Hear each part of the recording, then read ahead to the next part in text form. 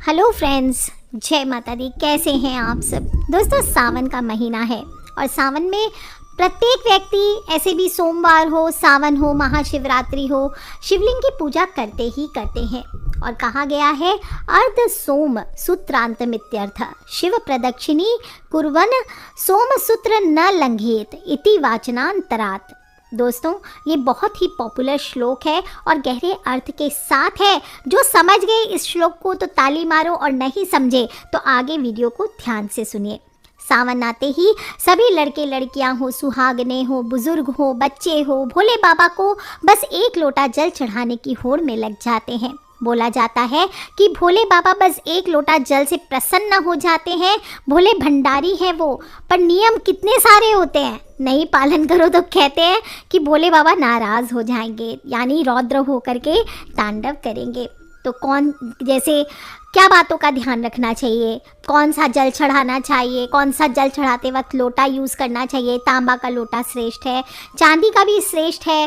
Packet वाला दूध न चढ़ाएं। आंकड़े के पुष्प, भांग, धतूरा, बेलपत्र ये भोले बाबा को अर्पित करें। केतकी, चंपा, इनके पुष्प भोले बाबा को ना चढ़ाएं। तुलसी ना अर्पित करें।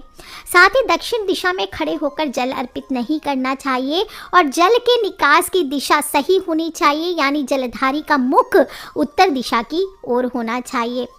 अब जब आप मंदिर जाते हैं, भक्ति से पूजन करते हैं, तो आपको पता है कि स्थापना सही होगी, तो बस जल चढ़ा देते हैं और पूजन करते हैं। लेकिन विपदा में आप कब पड़ते हैं? जब घर में शिवलिंग की स्थापना करनी हो। शून्य, आकाश, अनंत, ब्रह्मांड, निराकार, परम पुरुष का प्रतीक है शिवलिंग। इसलिए श्रेष्ठ फल इसका तब मिलता है जब आप प्रॉपर शिवलिंग चुन करके, उसको अभिमंत्रित करके आप अपने घर में सही दिशा में स्थापित कर उसका पूजन करते हैं। सबसे बेस्ट कौन सा होता है? शिवलिंग हमेशा पारद श्रेष्ठ है। बताती हूँ, शिव जी का वीर्य माना गया है। इसे 1.25 लाख जप से अभिमंत्रित करवाकर आपको घर पे स्थापित करना चाहिए, और ऐसे स्थापित करना चाहिए कि जो जलधारी है उसका जो निकास है, जल का निकास, वो उत्तर की ओर होना चाहिए। दूसरा है स्फटिक, चंद्रमा, जो शिव जी के मस्तक पर विराजमान है। बिल्लौर मणि भी इसको कहा जाता है। और अपने आप वर्षों तक पहाड़ों में जो बर्फ़ के पहाड़ होते हैं, उनके नीचे दबे दबे जैसे हीरा फॉर्म होता है कोयले की खान में, इसी तरह से बर्फ़ के पहाड़ों में ये मणियाँ फॉर्म होती है। बर्फ़ की मणियाँ इनको कहते हैं, बिल्लौर मणि कहते हैं। और इसके स्फटिक का अगर शिवलिंग आप घर पे रख कर इसका पूजन करते हैं तो आपके घर में धन लक्ष्मी बहुत तेज़ी से आकर्षित होती है। अगर घर के लोग डिप्रेशन में रहते हैं, कलह ज़्यादा होती है, कलेश होता है, घर में वास्तु दोष ज़्यादा है, तो आपको इस शिवलिंग को घर पे स्थापित करना चाहिए। और दूसरा, घर के लोगों में ब्यूटी को इन्हांस करता है। तीसरा होता है, पैसे की प्रॉब्लम भी ज़्यादा है तो आपको इसको स्थापित करना चाहिए। आगे डिटेल में दूसरे वीडियो में बताऊंगी इसके बारे में। और तीसरा है नर्मदेश्वर, यानी नर्मदा नदी का जो पत्थर, पुराणों के अनुसार नर्मदा नदी के पत्थरों में शिवजी स्वयं प्राण प्रतिष्ठित रहते हैं। उन्हें शिव अंश माना जाता है। ग्रह बाधाओं को दूर करने का कार्य करता है ये शिवलिंग। और पौराणिक कथा ऐसी आती है कि प्राचीन काल में नर्मदा नदी ने बहुत सालों तक तपस्या करके ब्रह्मा जी को प्रसन्न किया, और जब उन्होंने नर्मदा नदी को वर मांगने के लिए कहा तो उस समय नर्मदा नदी ने ब्रह्मा जी से गंगा के समान होने का वर मांगा। लेकिन ब्रह्मा जी ने उन्हें कहा कि अगर कोई दूसरा देवता भगवान शिव की बराबरी नहीं कर सकता, दूसरा पुरुष भगवान विष्णु के समान नहीं हो सकता, कोई दूसरी नारी माता पार्वती की समानता नहीं कर सकती, तो कोई नदी दूसरी नदी गंगा नदी के समान कैसे हो सकती है। ब्रह्मा जी की ये बात सुनकर नर्मदा नदी उनके वरदान का त्याग करके काशी चली गई, और वहाँ पिलपिलार्थ में नर्मदा नदी ने शिवलिंग की स्थापना की और तपस्या करने लगी। उनकी तपस्या से उन्होंने नर्मदा नदी से ही शिवलिंग निकाला और उसी के सामने तपस्या की, और तब उनकी तपस्या से प्रसन्न होकर भगवान शिव ने उनको वरदान मांगने को कहा। तब नर्मदा नदी ने कहा कि बस आपके चरणों में मेरी भक्ति बनी रहे। नर्मदा की ये बात सुनकर भगवान शिव प्रसन्न हुए और कहा कि तुम्हारे तट पर जितने भी पत्थर हैं वे सब मेरे वर से शिवलिंग स्वरूप आज के बाद हो जाएंगे।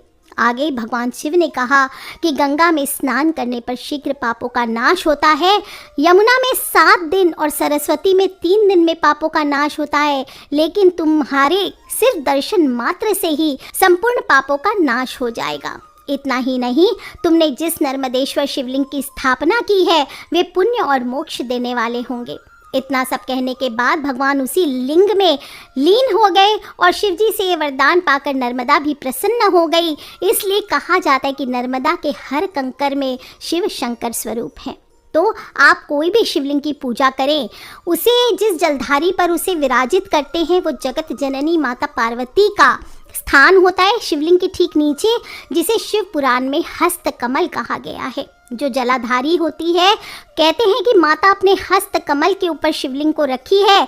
और ब्रह्मांड में 2 ही चीज़ें हैं, ऊर्जा और पदार्थ। हमारा शरीर पदार्थ से निर्मित है, आत्मा ऊर्जा है। इसी प्रकार शिव पदार्थ और शक्ति ऊर्जा का प्रतीक बनकर शिवलिंग कहलाते हैं। तो इनकी पूजा बड़े ध्यान से करनी चाहिए।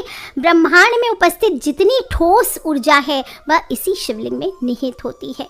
इसलिए जब भी इनको जल चढ़ाते हैं तो नियम पूर्वक चढ़ाना चाहिए। और जल चढ़ाते वक्त आप कभी भी पूरी परिक्रमा ना करें। जब पूजन हो जाता है, सभी लोग कहते हैं क्या होता है परिक्रमा। किसी भी मंदिर में जब आप जाते हैं तो भगवान की परिक्रमा करते हैं हम। एक पूरी परिक्रमा 360 डिग्री की होती है। ज्योतिष में भी हम ऐसे ही मानते हैं। सौर मंडल में जितने भी हैं सभी 9 ग्रह, नक्षत्र मंडल के 27 नक्षत्र, 12 राशि, सभी का प्रतिनिधित्व करती है परिक्रमा। और मंदिर हो चाहे देव विग्रह हो, इसकी परिक्रमा से मनुष्य के ग्रह और नक्षत्र शांत होते हैं, शुभ फल के योग बनते हैं, मनुष्य की बुद्धि और मन में निष्ठा और एकाग्रता बढ़ती है।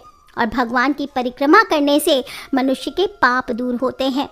इसलिए जहाँ जहाँ देवी देवताओं के मंदिरों में मूर्तियाँ होती है, चाहे मूर्ति की हो चाहे पूरे मंदिर की हो, पूरी परिक्रमा की जाती है। और वहीं अगर आप शिव मंदिर में जा रहे हैं तो उनकी शिवलिंग की परिक्रमा कभी नहीं की जाती पूरी। इनकी परिक्रमा हमेशा अधूरी ही करने की परंपरा है, क्योंकि शिव जी का जो सोम सूत्र होता है, जहाँ से जल निकास होता है, वहाँ पर उसको सोम सूत्र को नहीं लांघा जाता। और जब व्यक्ति आधी परिक्रमा करता है तो उसे चंद्र आकार परिक्रमा कहते हैं। और शिव प्रदक्षिणा करते समय शास्त्रों का आदेश है कि सोम सूत्र को नहीं लांघना चाहिए। शिव स्यार्ध प्रदक्षिणा, इसका मतलब है शिव की आधी ही परिक्रमा करनी चाहिए। शिवलिंग की जो निर्मली होती है, यानी जहाँ से जल निकास होता है, उसी को सोमसूत्र कहते हैं। और शंकर भगवान की प्रदक्षिणा में भूल करके भी कभी भी सोमसूत्र का उल्लंघन ना करें, नहीं तो दोष लगता है। फोटो जो है उसमें भी देख पा रहे होंगे किस प्रकार से आपको परिक्रमा करनी चाहिए। शिवलिंग को क्या माना गया? ज्योति माना गया। उसके आसपास के क्षेत्र को चंद्र माना जाता है। और आपने आसमान में अर्धचंद्र के ऊपर हमेशा एक शुक्र तारा देखा होगा। ये शिवलिंग उसका ही प्रतीक नहीं बल्कि संपूर्ण ब्रह्मांड ज्योतिर्लिंग के समान है। और भगवान की आधी परिक्रमा भी करनी है तो कहाँ से करनी है? बाईं ओर से शुरू करिए। बाईं ओर से शुरू करके जलधारी के आगे निकलते हुए भाग यानी जल स्रोत तक जाकर फिर वापस मुड़ जाइए और विपरीत दिशा में लौटकर दूसरे सिरे तक आकर पूरी परिक्रमा पूरी करनी चाहिए। सोमसूत्र जो होता है दोस्तों, उसमें शक्ति स्रोत होता है। इसको जब लांघते हैं, पैर फैलाते हैं और वीर्य निर्मित और 5 अंतस्थ वायु के प्रभाव जो आपके बॉडी में होता है, वायु का प्रवाह बिगड़ जाता है। इसलिए कहा जाता है इससे देवदत्त और धनंजय वायु के प्रवाह में रुकावट पैदा होती है, संतान उत्पत्ति में दिक्कत होती है, शरीर हो मन हो इस पर बुरा असर होता है। इसीलिए हमेशा शिवलिंग की आपको चंद्राकार प्रदक्षिणा करने का ही शास्त्रों में आदेश दिया गया है। वैसे शास्त्रों में कई जगह पर ऐसा भी कहा गया है कि तृण हो यानी जो घास होती है, काठ, लकड़ी का जो होता है, पत्ता, पत्थर, ईंट आदि से अगर ढका हुआ है सोमसूत्र तो उसको उल्लंघन करने का दोष नहीं लगता। पर जब आप मंदिरों में जा रहे हैं तो आपको इस बात का ध्यान रखना चाहिए। शिवलिंग भगवान शंकर और देवी पार्वती दोनों का संगम है और प्रदक्षिणा करना हो तो गौमुखी से आगे नहीं जाना चाहिए।